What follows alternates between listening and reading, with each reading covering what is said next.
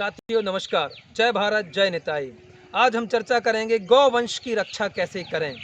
साथियों, जैसे कि आज हम देख रहे हैं कि चारों तरफ आज परेशानियां ही परेशानियां हैं, जिसका मुख्य कारण है गौ माता की सेवा ना हो पाना और गौ रक्षा के प्रति हमारे देश के शासन प्रशासन और जनमानस के द्वारा पर्याप्त प्रयास ना किए जाना, जिसके कारण आज गौ माता दर दर भटक रही हैं और गौवंश की निरंतर कमी होती जा रही है।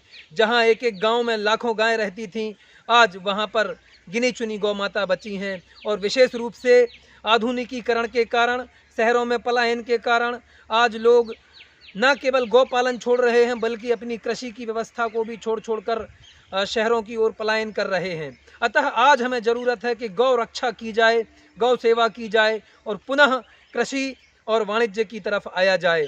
भगवान भगवत गीता में बताते हैं कि वैश्य के मुख्य कार्य होते हैं कृषि, गौ रक्षा, वाणिज्यम। कृषि करना, गौ रक्षा करना और व्यापार करना। लेकिन आज हम देख रहे हैं कि कृषि और गौ रक्षा से लोगों का मन हटता जा रहा है। पहले बताया जाता था उत्तम खेती मध्यम वान अधम चाकरी भीख निदान। अतः कृषि करना, गौ सेवा करना सबसे उत्तम कार्य है। आज अनेकों चुनौतियां हैं गौ सेवा के प्रति। गौ रक्षा करने के लिए मुख्य चुनौतियां हैं, आज हमारे शासन के द्वारा गोचर भूमि कम होती जा रही है। गोचर भूमि का अभाव एक मुख्य कारण है। दूसरा मुख्य कारण है किसानों की गरीबी। आज हमारे भारत देश का किसान गरीब होते जा रहा है। जहां वो एक और अपने खुद का ध्यान नहीं रख पा रहा है, तो गौ सेवा का ध्यान कैसे रखेगा। अगला मुख्य कारण है कि भारत में अंग्रेजों का जो शासन आया, मुगल शासन जो आया, उस शासन काल में गौ सेवा को बहुत ही कम महत्व दिया गया और उल्टा कसाई खाने खोल दिए गए, चमड़े का व्यापार बना दिया गया। पहले चमड़े की चीज़ें नहीं होती थीं, आज चमड़े का व्यापार होने से, गौ के कसाई खाने खुलने से गौ माता की महत्वता कम हो गई है और उन्हें बड़ी ही निर्दयता के साथ, निर्ममता के साथ उनकी हत्याएं की जाती हैं। यह एक मुख्य कारण है कि आज संपूर्ण विश्व परेशानी में है। अगर हमें परेशानियों से निकलना है तो हमें गौ सेवा पर मुख्य बल देना होगा। अगला कार्य जो हमें गौ सेवा के लिए ज़रूरी है, शासन के स्तर पे छोटी मोटी योजनाएं चलाई जा रही हैं, लेकिन आज ज़रूरत है कृषि एक अलग मंत्रालय है, जिस प्रकार उसी प्रकार से गौ रक्षा हेतु एक अलग मंत्रालय की आवश्यकता है। तो शासन को भी गौ रक्षा हेतु एक अलग मंत्रालय बनाना होगा। अलग मंत्रालय बनने से गौ सेवा की रक्षा के प्रति पर्याप्त प्रयास हो पाएंगे। साथ ही जो भी हमारे आध्यात्मिक प्रचारक प्रसारक हैं, उनको गौ कथाओं पर बल देना होगा। गौ कथाओं के माध्यम से जनमानस को जागरूक करना होगा। गौ सेवा के लिए हमें दान और अनुदान पर कार्य करना होगा। हमारे जो भी साथीगण हैं, उनको गौ सेवा के लिए दान देना चाहिए, आगे आना चाहिए।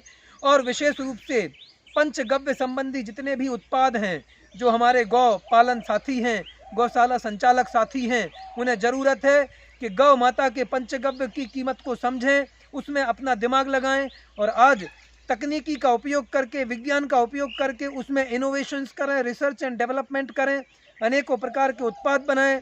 हमारे एक मित्र से बात हो रही थी कि गौ के गोबर में इतनी शक्ति है कि उससे हम सोना भी बना सकते हैं। तो जरा सोचिए कि अगर गाय के गोबर से हम सोना बना लें, ऐसी तकनीक ढूंढ लें, तो कितनी बड़ी क्रांति आ जाएगी। ऐसे ही गौमूत्र की गौ चिकित्सा में इतने सारे नवाचार किए जा सकते हैं। तो जो हमारे वैज्ञानिक गण, जो डॉक्टर साथी लोग अनेकों प्रकार की विधाओं में रुचि ले रहे हैं, जैसे फार्मास्यूटिकल इंडस्ट्री है, जो हमारे वैज्ञानिक फार्मा में रुचि ले रहे हैं, वो अगर गौ सेवा में रुचि लें, गौमूत्र में रुचि लें, गाय के गोबर में रुचि लें, गाय के दूध में रुचि लें, इनसे ऐसे ऐसे फार्मूला तैयार किए जा सकते हैं जिससे बिना किसी साइड इफेक्ट के एक से एक फार्मूले बनाए जा सकते हैं। गौ रक्षा करने के लिए हमें ऐसे अनेकों इनोवेशंस, रिसर्च एंड डेवलपमेंट करने होंगे, वैज्ञानिक स्तर पे, तकनीकी स्तर पे, सरकारी स्तर पे, जनमानस स्तर पे। और हम एक क्रांति लाएं जिससे गौ सेवा के प्रति, गौ माता की रक्षा के प्रति लोगों के हृदय में भाव जागृत हों। हमारी आने वाली आधुनिक प्रजातियां हैं, जो next coming 21st century generation से, उसके माइंड में हमें सेट करना होगा कि गौ माता का कितना महत्व है, कितना इम्पोर्टेंस है। इस प्रकार से अनेकों नवाचार करके, गौशालाओं से मिल करके, किसानों से मिल करके, जैविक कृषि के माध्यम से गौ मंत्रालय बना करके, और सबसे महत्वपूर्ण, गाय को राष्ट्रीय माता या विश्व माता, गावो विश्वस्य मातरः कहा ही जाता है, वेदों में कहा गया है। इस बात को हमें मानना पड़ेगा और इस बात को ज़मीनी स्तर पे लाना पड़ेगा कि संपूर्ण विश्व के लोग गाय को माता के रूप में माने। गाय को न केवल राष्ट्र माता बल्कि विश्व माता का उपाधि मिले। इस प्रकार से हम गौवंश की रक्षा कर सकते हैं। इस प्रकार हम गौ रक्षा करके अपना जन्म सफल बनाएं और परोपकार करें। धन्यवाद। जय भारत, जय निताई, जय गौ माता।